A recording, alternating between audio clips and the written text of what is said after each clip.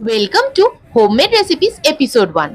Same কাতলা কালিয়া খেতে খুব বোরিং লাগে, তাই আজকে একটু নতুন স্টাইলে কাতলা মাছ দিয়ে ফিশ টিক্কা মশলা বানালাম।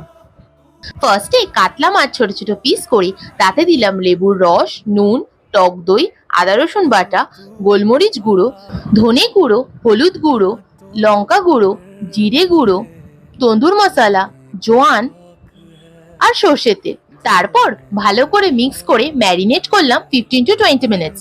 তারপর তেলে মাছের টুকরোগুলো দিয়ে ভালো করে ভেজে নিলাম।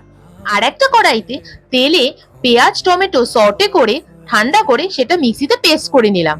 তেলে পেস্টটা দিয়ে আদা রসুন বাটা, রোজকার রান্নার মশলা, গরম জল দিয়ে ভালো করে গ্রেভি করে মাছগুলো দিয়ে দিলাম।